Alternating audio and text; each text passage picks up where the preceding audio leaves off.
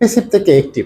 যদি বাক্যগুলো প্যাসিভ থেকে অ্যাক্টিভ করতে বলে তখন আপনাকে একটা কাজ অতিরিক্ত করতে হবে, সেটা হলো বাক্যের সামঞ্জস্য বজায় রেখে আপনাকে সাবজেক্ট বসাতে হবে। আমি আগে লিখে রেখেছি সময় বাঁচানোর তাগিদে। যেমন এখানে লেখা রয়েছে his pen has been stolen, মানে কি তার কলমটি চুরি হয়ে গেছে। এখন বলুন, তার কলমটি যে চুরি হয়ে গেল, এই কলম চুরি করার জন্য কি গুলিস্তানতে পকেট মার বা চোর আসবে, নাকি গফরগাঁও থেকে ডাকাত আসবে? হুম, কেউ একজন তার কলমটি নিয়ে গেল, ভদ্র চোর আর কি। কলম চুরি করে, ফুল চুরি করে, ডায়েরি চুরি করে, চিঠি চুরি করে, এদেরকে ভদ্র চোর বলা হয়।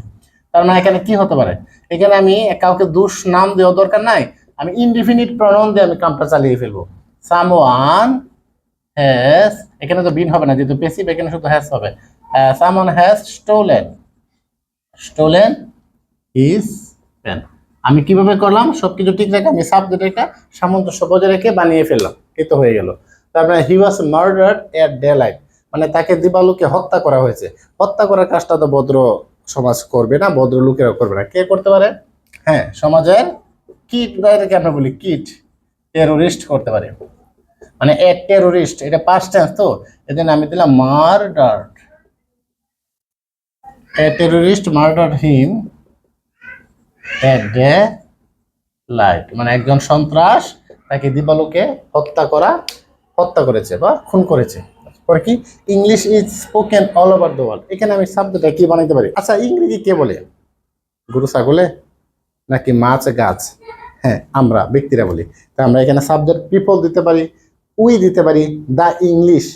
দ্য ইংলিশ বলতে কিন্তু এখানে ইংরেজি জাতিদেরকে বোঝানো হচ্ছে, ইংরেজদেরকে বোঝানো হচ্ছে। তার মানে এখানে আমরা কি দিতে পারি, এখানে উই দিলে হবে, অথবা পিপল দিলে হবে, অথবা দা পিপল, কি পিপল দিলে হবে, পিপল দিলাম।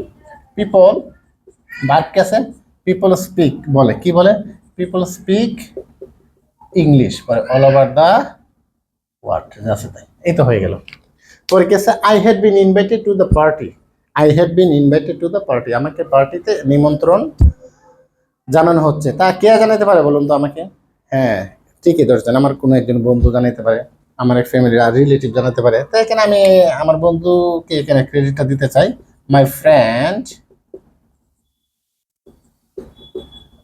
হ্যাড আছে তো না, my friend had invited me to the party, এই তো হয়ে গেল। My friend had invited me to the party. The ship was burn, জাহাজটি পুড়ে গেল। বলুন তো, জাহাজটিকে কে পুড়ছে? বাতাসে, পানি, নাকি লবণ, নাকি আঠা? হ্যাঁ, ফায়ার। তার মানে আমরা লিখতে পারি ফায়ার বার্নড দ্য শিপ, মানে আগুন জাহাজটিকে পুড়ে দিলাম। মানে সাবজেক্টটা দেখেন সবগুলাকে আমি কিন্তু সামঞ্জস্য দিয়ে কিন্তু আমি ঠিক রাখতেছি।